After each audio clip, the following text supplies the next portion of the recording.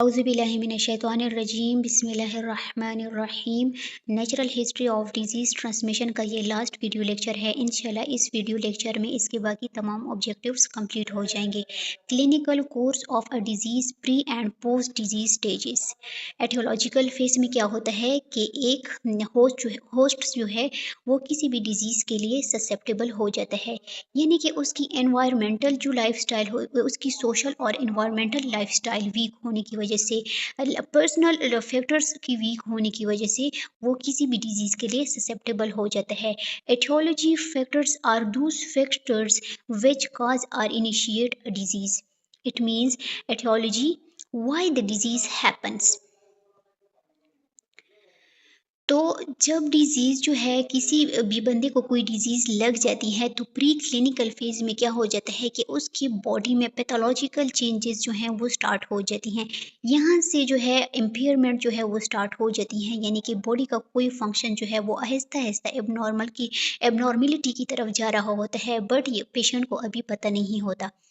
जब ये डिज़ीज़ जो है वो ट्रांसफ़र होती है क्लिनिकल फेज़ की तरफ, तो यहाँ पे प्रॉपर फिर साइन और सिम्पटम्स जो हैं वो अपीयर हो जाते हैं और ज़्यादातर जो डायग्नोसिस होते हैं वो इसी स्टेज में होते हैं। इसी स्टेज में ट्रीटमेंट थेरेपी जो है वो स्टार्ट की जाती है।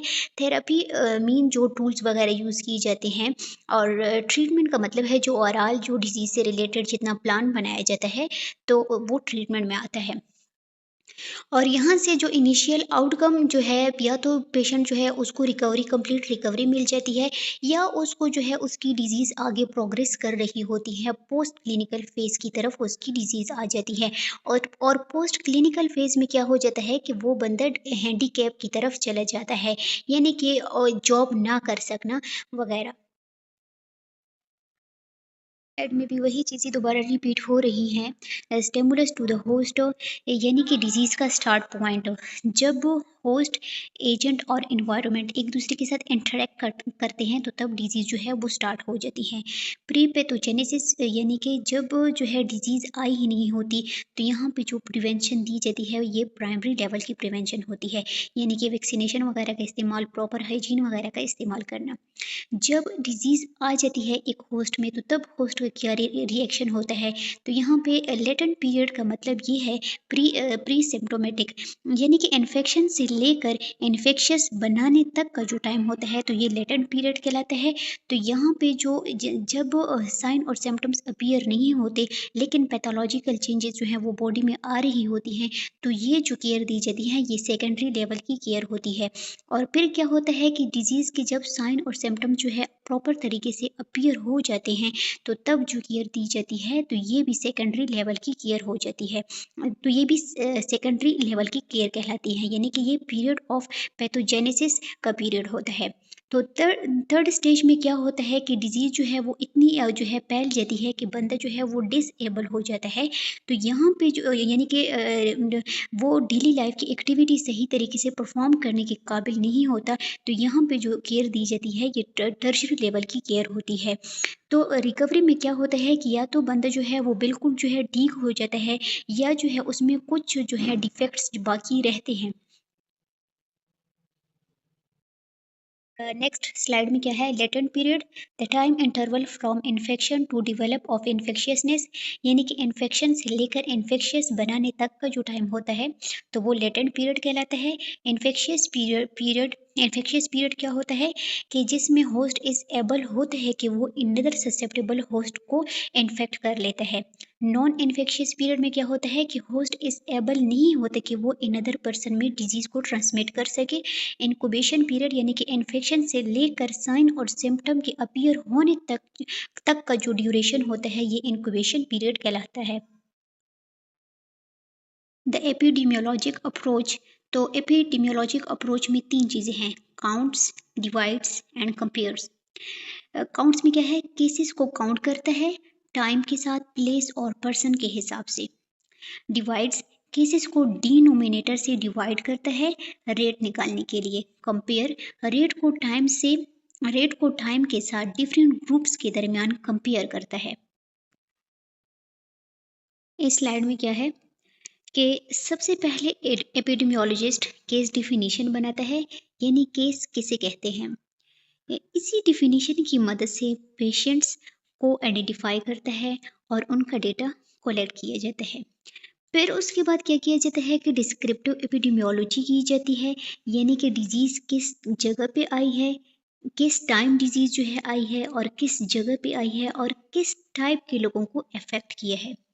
डिजीज रेट निकालने के लिए नंबर ऑफ केसेस को टोटल पॉपुलेशन पे डिवाइड किया जाता है। आखिर में इस रेट को दूसरे सिमिलर पॉपुलेशन से कंपेयर किया जाता है ताकि पता चल सके कि डिजीज नॉर्मल से ज़्यादा है या नहीं, और ये काम एनालिटिकल एपिडेमियोलॉजी में होता है। Before counting cases, however, the epidemiologist must decide what a case is. This is done by developing a case definition. Then, using this case definition, the epidemiologist finds and collects information about the case patients. The epidemiologist then performs descriptive epidemiology by characterizing the cases collectively according to time, place, and person. To calculate the disease rate, the epidemiologist divides the number of cases by the size of the population. Finally, to determine whether this rate is greater than what one would normally expect, and if so, to identify factors contributing to this increase, the epidemiologist compare the case from this population to the rate in an appropriate comparison group using analytical epidemiology techniques. Defining a case: before counting cases, the epidemiologist must decide what to count, that is, what to call a case. For that, the epidemiologist uses a case definition. A case definition is a set of standard criteria for classifying whether a person has a particular disease, syndrome, or other health condition. Some case definition, particularly those used for national surveillance, have been developed and adopted as national standard that ensure comparability. यानी कि case definition standard criteria होता है जो disease के case को identify करता है। कुछ केस डिफिनीशन नेशनल लेवल पे अप्रूव होती हैं ताकि डिफरेंट जगहों का डेटा कंपेयर किया जा सके। स्टूडेंट, इस स्लाइड में स्टैंडर्ड क्राइटेरिया की बात हुई है। स्टैंडर्ड क्राइटेरिया को समझे। केस डिफिनीशन स्टैंडर्ड क्राइटेरिया होता है जो डिसाइड करता है कि कोई पर्सन डिजीज का केस है या नहीं। फॉर एग्जांपल, अगर डिजीज मीजल है, केस डिफिनीशन के रूल्स क्या होंगे कि बुखार होगा, रैश होंगे, लैब टेस्ट पॉजिटिव आएगा। जब बंदा इन रूल्स पर पूरा उतरे वो केस, जो पूरा ना उतरे वो केस नहीं। ये रूल्स ही स्टैंडर्ड क्राइटेरिया कहलाते हैं। Components of a case definition for outbreak investigation. A case definition consists of clinical criteria and sometimes limitations on time, place, and person. The clinical criteria usually include confirmatory laboratory tests, if available, or a combination of symptoms, subjective complaints, signs, objective physical findings, and other findings. Subjective complaints में कौन सी complaints आती हैं, यानी जिसको जो patient होता है खुद उसको फील कर सकता है, यानी उसको बुखार है, उसको पेन है, तो ये इसकी सब्जेक्टिव कंप्लेंट्स हैं। और साइन में क्या आता है, फिजिकल ऑब्जेक्टिव यानी फिजिकल फाइंडिंग्स, तो ये साइन में आता है, यानी जिसको डॉक्टर ऑब्जर्व कर सकता है, जिसको डॉक्टर मेजर कर सकता है। फॉर एग्जाम्पल, उसको टेम्परेचर है तो थर्मामीटर के जरिए चेक करना, तो ये क्या है, ऑब्जेक्टिव फिजिकल फाइंडिंग्स, तो ये साइन कहलाती हैं। सिम्टम्स वो है जिसको पेशेंट खुद फील कर सकता है, तो वो सिम्टम्स में आता है। तो यहाँ पे किस चीज़ की बात हो रही है कि केस डेफिनेशन डिजीज को आइडेंटिफाई करने के लिए स्टैंडर्ड क्राइटेरिया यूज होता है, जो सिम्टम्स, साइन और लैब टेस्ट और कभी टाइम, प्लेस और पर्सन पर बेस्ड होता है। केस को सस्पेक्टेड, प्रोबेबल और कंफर्म में क्लासिफाई किया जाता है। Criteria in case definitions. A case definition may have several sets of criteria depending on how certain the diagnosis is.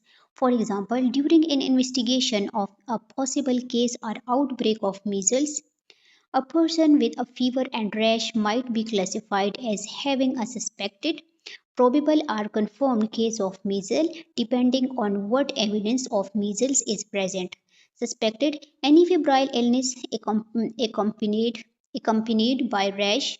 Probable a case that meets the clinical case definition, has non-contributory or no serologic testing. Confirmed में क्या है? A case that is laboratory confirmed or that meets the clinical case definition. तो इसमें 3 चीज़ें हैं. Suspected यानी कि जब केस मशकूक हो, बुखार भी है पेशेंट को और रैश भी हैं, बट यहाँ पे लैब का जो है टेस्ट वगैरह नहीं हुए, तो ये जो है एक मशकूक केस कहलाता है. प्रोबेबल में क्या आता है कि प्रोबेबल का क्या मतलब है, जो हमारे पास प्रोबेबल केसेस होते हैं, तो प्रोबेबल केस का मतलब बहुत यकीन यानी कि यकीन ज़्यादा होता है. डिजीज़ के सिम्टम्स और साइन जो है वो क्लियर होते हैं, बट यहाँ पे जो है टेस्ट या हो तो हुआ नहीं होता या टेस्ट जो है वो अनक्लियर होता है, तो ये प्रोबेबल केस कहलाता है. कंफर्म्ड केस कौन सा होता है? जिसमें साइन और सिम्टम्स प्रॉपर अपीयर हो और जिसमें जो है लैब टेस्ट जो है वो कंफर्म्ड हो, वो पॉसिबल हो, तो ये एक कंफर्म्ड केस कहलाता है. तब तक के लिए अल्लाह हाफिज़. मिलते हैं नेक्स्ट वीडियो लेक्चर में. अगर कोई क्वेश्चन हो तो कमेंट सेक्शन में ज़रूर पूछिएगा.